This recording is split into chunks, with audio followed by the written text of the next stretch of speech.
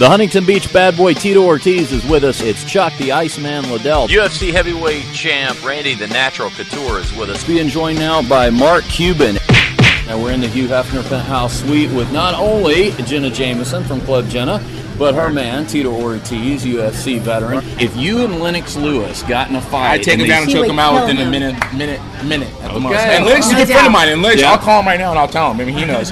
A fight's different than a boxing match. It's a boxing match that's different. It's like comparing chess to checkers. If you play chess, you know there's a lot of moves they can do. Well, that's boxing like is checkers. Me so competing against a Playboy Playmate. They are not able to compete because I am the I'm real and I hook it up. I'll double like that bitch. The Huntington Beach bad boy Tito Ortiz is with us. Dick and I were doing a show together, and we got into this big knockdown, drag-out argument over who would win if you and Lennox Lewis got into a fight. And I'm proud to say I took you. Dick, however, took Lennox Lewis. Well, I think you picked the right person. If it was a fight, and you're talking about MMA fight, we're talking about a fight between roommates in the apartment. No rules, just you two going at it. Come on, Lennox would get choked under 5 minutes. I mean, he's a great boxer, but if I did a boxing match with him, I don't think it would last. A round. All right, Tito. What about you and Stephen Baldwin? Who wins that one? Stephen Baldwin, I would slap him and he would cry. If you beat an undefeated guy like Machida and all of a sudden they come back with more money, could the complexion of the situation change, or are you out of UFC no matter what? With the UFC, with Dana White, the way he treats me, the way he treats other fighters, I'm not a person to continue on with this. I've been doing it for 11 years, and I'm at the end of my stick, man. I think this is it. This will be the last fight with the UFC, but I will continue on. So all the fans that are listening, believe me, I'm not retiring. Everyone keeps saying I'm retiring. I'm not retiring. I'm just moving on. I'm going to bigger and better things. What's new with Jenna Jameson? Has she talked about me at all since the AVNs? Actually, she hasn't. Damn.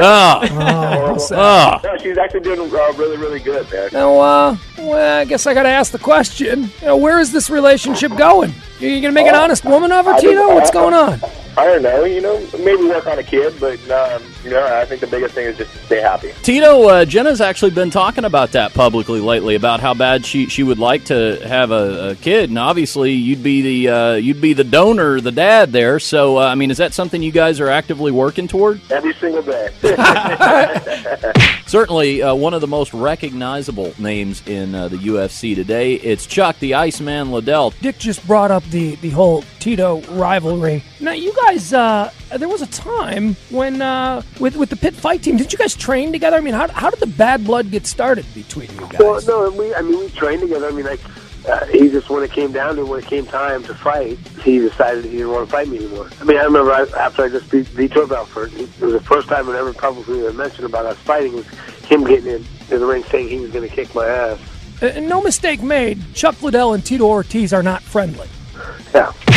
The UFC has a video game project. Have you ever played yourself as that character? I played the old one. I haven't played the new one. Are you satisfied with the skills that your character in the game has? Or do you... In Dreamcast, no. No? Yeah. I had no submissions whatsoever. Well, come on, you got to give me something. I know I haven't. I'll come in and wrestle with you guys. Don't believe me. I got some submissions. Being joined in studio by Chuck Liddell. At age 37, Chuck, you may be the best example of one of the guys who's been around long enough to appreciate how far the sport has come, and at the same time been young enough to make a little money before you were done. It's going to be hard. Like I tell everybody, I want to quit when I feel my body's not able to perform as well as it should. But, if depending on how much they're offering for money, it's going to be hard to turn down a fight. Knowing a guy that like me who's pretty cocky when it comes to fighting, there's nobody out there I don't think I should beat. It's going to be hard for me to turn down even when maybe my body starts deteriorating and I'm not quite fighting the way I should. CBS is going to put on that card a female fight. And I kind of got a problem with that. And I said last And I do week, not, by the way. Yeah. I love it. Look, there's nothing wrong. I don't have a problem with chicks in the octagon. Not at all. As long as they're in a bikini and telling me what round it is. Can you believe the sexism, boss? It's not sexism. It's not feminine to see two beautiful women banging on each other. I don't want to see it. It doesn't feel right to me. Going over our pound-for-pound top 5 list. Now we go to number 4. I put Randy Couture there for the same reason that I put Fedor at number 5. it's a placeholder. It's the heavyweight title, and we forget because Randy Couture quit UFC and he's been out of it for a while, exactly what he did on the path to his comeback when he took the title from Tim Sylvia. And then when he defeated Gonzaga, and a lot of people thought he was going to have a tougher time taking on Gonzaga than they did Tim Sylvia. I mean, he pretty much went out on top without any opponent to answer to in the immediate future at that point.